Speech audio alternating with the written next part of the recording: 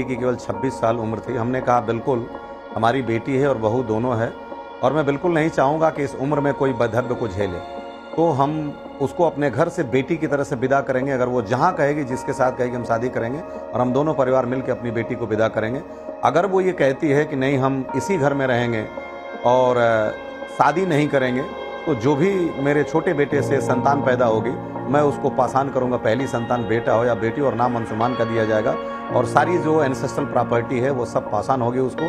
तीसरी शर्त हमने उनसे कहा था कि अगर वो ये कहेगी कि नहीं मैं शादी घर में कर सकती हूँ, तो मैं, मेरा बेटा 2 ही साल छोटे में, उससे भी शादी करने के लिए तैयार हूँ। लेकिन ये उसी दिन की बात है, और उन्होंने कहा था कि मैं तो अपनी ज़िंदगी में मूव ऑन हो जाऊँगी। अपना बहू कह रही हैं, जिनको आप कह रही हैं कि अभी भी बहुत प्यार करती हैं, वो अभी कहाँ रह रही हैं, क्या कर रही हैं, किन परिस्थितियों में है, इसके बारे में आप लोगों को कोई जानकारी है? वो तेरही के अगले दिन चली गई। जी, वो तेरही के अगले दिन गई और प्यार से ही गई हैं और अपने माँ बाप के ही साथ रह रही हैं। आपको लग रहा है क्योंकि एज बहुत कम है माता जी? ना कभी उनके मम्मी तो मुझे तो जी कंप्लीट कीजिए। अगर आप इजाजत दें तो इसको जरा मैं एलाबोरेट करना चाहूँगा। जी सर। देखिए 20 जुलाई 2023 को जब मेरे बेटे की अस्थि अभी ले से नहीं आई थी, तो उनके पिताजी वहाँ गोरखपुर में जब हम लोग जहाँ ठहरे हुए थे गेस्ट हाउस में, तो उन्होंने कहा कि अभी तो बेटी की केवल 26 साल उम्र थी। हमने कहा बिल्कुल हमारी बेटी है और बहू दोनों है, और मैं बिल्कुल नहीं चाहूँगा कि इस उम्र में कोई बदहब्य को झेले। तो हम उसको अपने घर से बेटी की तरह से विदा करेंगे। अगर वो जहाँ कहेगी, जिसके साथ कहेगी, हम शादी करेंगे और हम दोनों परिवार मिलकर अपनी बेटी को विदा करेंगे। अगर वो ये कहती है कि नहीं हम इसी घर में रहेंगे और शादी नहीं करेंगे, तो जो भी मेरे छोटे बेटे से संतान पैदा होगी मैं उसको पासान करूंगा। पहली संतान बेटा हो या बेटी, और नाम अंशुमान का दिया जाएगा, और सारी जो एंसेस्ट्रल प्रॉपर्टी है वो सब पासान होगी उसको। तीसरी शर्त हमने उनसे कहा था कि अगर वो ये कहेगी कि नहीं मैं शादी घर में कर सकती हूँ, तो मैं, मेरा बेटा 2 ही साल छोटे में, उससे भी शादी करने के लिए तैयार हूँ। लेकिन ये उसी दिन की बात है, और उन्होंने कहा था कि मैं तो अपनी ज़िंदगी में मूव ऑन हो जाऊँगी। और अभी निश्चित रूप से देखिए, एक पत्नी का दुख बहुत बड़ा होता है। अगर कोई बच्चा होता जो अपने पिता को नहीं देखा होता, तो उससे बड़ा दुख किसी के पास नहीं होता। लेकिन वो ऑस्ट्रेलिया जा रही हैं स्ट्रक्चरल डिजाइन के लिए, जो कि उन्होंने ऑफिशियल तौर पे कहा था वहाँ आर्मी अधिकारियों से। तो वो जब सेटल होने, उनका भाई ऑलरेडी पीआर है वहाँ ऑस्ट्रेलिया में, जब वो हमारा परिवार का हिस्सा हो के हमें कुछ भी पता नहीं, वो अपनी प्लानिंग के साथ ऑस्ट्रेलिया जा रही हैं। और सबसे बड़ा दुख, ये पब्लिक डोमेन में करने का मतलब है, ये शोभा देने की बात नहीं है। पारिवारिक संरचना का ताना बाना अगर सरेबज़्म जाता है तो कभी भी किसी व्यक्ति के लिए ठीक नहीं रहा, क्योंकि मर्यादाएं जितनी अगर पर्दे के अंदर हों वहीं तक शोभा देती हैं। बाहर जाने के बाद, सरेबज़्म होने के बाद किसी मर्यादा के आक्षेप का आज तक निराकरण या निवारण हुआ नहीं। तो मैंने उनसे कहा था कि जो ये बहादुरी का चक्र मिला है, एक बस्ट लग रही है हमारे बेटे की यहाँ लखनऊ में, आप दें और इसको हम उसके छाती पे लगाएंगे, और जिस दिन इसका अनावरण होगा बस्ट का, उसके बाद हम ससम्मान आपको वापस कर देंगे। उनके पिता से कहा था, और 26 रेजिमेंट के जो पंजाब रेजिमेंट के सीईओ कर्नल निर्मल साहब हैं, उनसे भी 2 बार ये मैसेज दिलवाया था जिस दिन वो लोग गए, लेकिन कोई जवाब उनका नहीं था। वो बोले कि हम इस पर सोचेंगे, और कोई जवाब उनका नहीं था। और मैं एक पिता होकर के उस कीर्ति चक्र को हाथ में भी लेने का सौभाग्य नहीं पाया। तब ये जब दर्द छलका है, तो दर्द का हद से गुजरना है, दवा हो जाना, फिर ये बातें सरेबज़्म हुई हैं। जी माता जी, एक सवाल जो आपने और रवि प्रताप सिंह जी ने उठाया है, जी आप कुछ कह रही हैं माता जी, प्लीज बोलिए। बस यही था कि मैं नहीं चाहती थी कि पब्लिक हो, पर ये तो सवाल उठना ही है ना, बहू कहाँ है, बहू कहाँ है। तो हम मजबूर हो गए बताने के लिए। नहीं तो 1 साल हो गया, हमारे परिवार वाले को भी पता नहीं था कि मेरी बहू कहाँ है। हम बताए नहीं थे। मेरे पिताजी को ये बात नहीं था कि हमारी बहू हमारा घर छोड़ के चली गई। हमारे भाइयों को ये पता नहीं था राष्ट्रपति भवन में जाने से पहले तक कि हमारे साथ ऐसा हुआ है।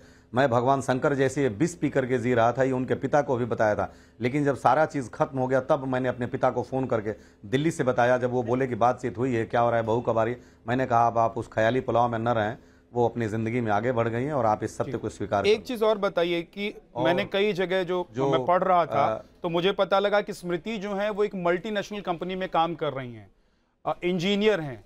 आप बता रहे हैं कि वो किसी स्कूल में पढ़ा रही हैं, सच क्या है? जी वो NIT जालंधर से बीटेक की थी सिविल इंजीनियर में, और मेरा बेटा भी वहाँ से बीटेक में एडमिशन लिया था केमिकल इंजीनियर में। वो ICIC लोम्बार्ड में काम कर रही थी शादी से पहले। शादी के बाद उन्होंने वहीं से छोड़ दिया और उसके बाद मेरी जानकारी के हिसाब से किसी मल्टीनेशनल कंपनी में नहीं है। अगर हो तो मेरी जानकारी से परे है। इतनी मेरी जानकारी है कि वो किसी स्कूल में पढ़ा रही हैं। कौन से स्कूल में पढ़ा रही हैं इसकी भी जानकारी मुझे नहीं है। कहाँ रह रही हैं? इनके पिताजी भी कहे कि वो पढ़ा रही हैं अभी। नोएडा या बेंगलुरु, कहाँ रहती हैं आप? नहीं, वो गुरदासपुर में अपने वो दीनानगर गुरदासपुर अपने पिताजी के साथ रह रही हैं। अच्छा, ठीक है।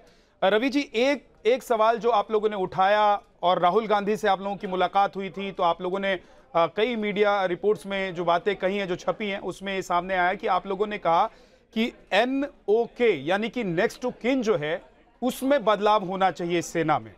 और मैं जरा अपने दर्शकों के लिए एक बार बता देता हूं कि ये NOK क्या है। नेक्स्ट टू किन यानी कि जो किसी फौजी का सबसे करीबी होता है, उसके नाम शहादत के बाद या कोई फौज में रहते हुए शहीद हो जाता है, बलिदान उसका होता है, तो उसके बाद तमाम जो उसको प्राप्त होने वाली संपत्ति है या जो धनराशि है वो उसको चली जाती है। उस पर आप लोगों ने सवाल उठाया, आपने उसको बदलने की बात कही। क्यों आप लोगों ने ऐसी बात कही? हाँ, बिल्कुल, आपका बहुत वैलिड पॉइंट है जी। इसके पीछे एक लॉजिक है। जब कोई अधिकारी या जवान जब सेना में इनरोल्ड होता है तो उसकी एक सर्विस बुक बनती है और उस सर्विस बुक में वो जिसको चाहता है उसको अपना नेक्स्ट ऑफ किन नियुक्त करता है। तो नॉर्मली लोग अपने माता पिता को जिनकी शादी नहीं होती है वो करते हैं, और शादी होने के बाद ये ट्रेडिशन है कि 90 डेज के अंदर वो अपना विल और पूरी जो मैरिज डिक्लेरेशन है उसको चेंज करता है। तो 99 से पहले ये 100% पत्नी को जाता था, लेकिन जब यही जिस व्यथा को हम झेल रहे हैं, जब कारगिल में ये देखा गया तो गवर्नमेंट ने उसको मैंडेटरी कर दिया था विल को 67-33% पे जी। तो नॉर्मली वो केवल उसके लिए इम्प्लीमेंट होता है जो आर्मी ग्रुप इंश्योरेंस का पैसा होता है। बाकी सारी चीजें पेंशन पे पर किए जाती हैं NOK को। तो मान लीजिए कि मैं तो एक रिटायर्ड हूं और पेंशन पा रहा हूं और मेहनत करके जो भी मेरे बच्चे हैं मैं उनको पाल लूंगा और मुझे जरा भी फिक्र नहीं है। लेकिन वो लोग भी जिनका एक एक बेटा है, मेरे साथ भी एक आए थे, उन्होंने शायद पब्लिक नहीं किया, उनकी पत्नी भी चली गई। और मैं आपको बताऊं, मेजर मोहित शर्मा को भी अशोक चक्र मिला था और गाजियाबाद में उनकी माताजी रहती हैं, जो कि उन्होंने उस कर्ज भी दिया था अपने बेटे के नाम का उस मकान का, और वो मकान में उनके पास नहीं है। तो बहुत से लोग जो रोड पे आ गए। तो इसमें एक रेशनल चेंजिंग होना चाहिए NOK का, कि अगर आपके पीछे लेगेसी कितनी है, कम से कम देखिए, माँ बाप का दुख कभी भी इस शहादत से, हमारी जिंदगी से मौत के हम जितने करीब जाएंगे बढ़ता जाएगा। क्योंकि एक मेरा बेटा है, कल को अगर वो पानी नहीं देगा तो मुझे मेरा बेटा याद आएगा। अगर हमारे पैर नहीं चलेंगे तो मुझे मेरा बेटा याद आएगा, मैंने डॉक्टर बनाया था। मुझे अंतिम समय में ये दुख रहेगा कि मेरा बेटा होता तो मुझे मुखाग्नि देता, जो कि हिंदू माइथोलॉजी में बड़ा बेटा ही पिता को अग्नि मुखाग्नि देता है। तो माँ बाप का जो दर्द है वो ग्रेजुअली उस एकम के चांद के माफिक है, जो पूर्णिमा को मौत के दिन पूर्ण रूप से हमारे लिए भयावह हो जाएगा, किसी के लिए भी। और बाकी सारे लोग, भाई बहन, इनके over a period of time अपनी अपनी जिंदगी में खुश हो जाएंगे, खत्म हो जाएगा।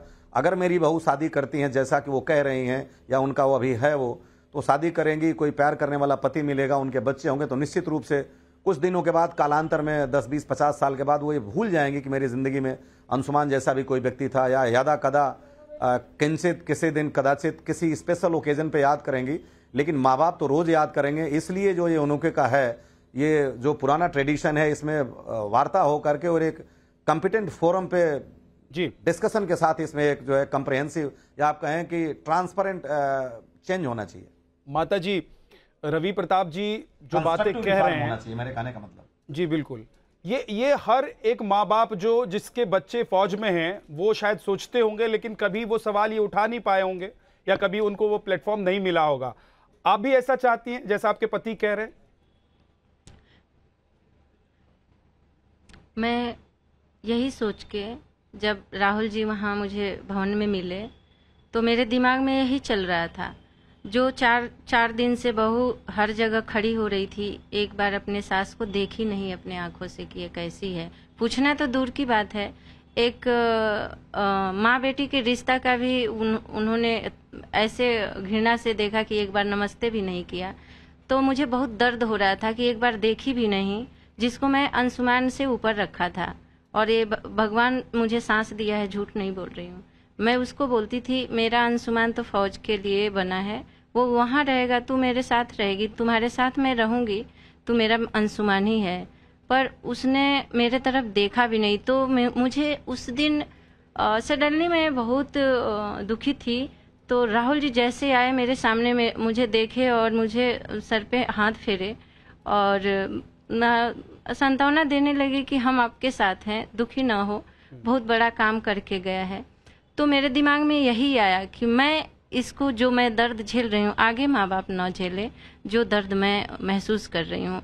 और कुछ नहीं माँ बाप को चाहिए होता है, औलाद चाहिए होता है, पर जब औलाद भी नहीं है और वो सम्मान भी बहू नहीं दे रही है, सम्मान के लिए मैं तड़प रही थी और कुछ नहीं सर, कुछ भी नहीं सर। हमारे बेटे का जो ऑफिशियल परमानेंट एड्रेस है वो भी उन्होंने 5 फरवरी 2024 को बिना हमारी कंसेंट के और बिना हमारी जानकारी में चेंज करा दिया। जो हम राष्ट्रपति भवन में गए तब पता चला कि अधिकारी का जो जिला सैनिक बोर्ड है वो भी चेंज हो चुका है फ्रॉम देवरिया टू गुरदासपुर।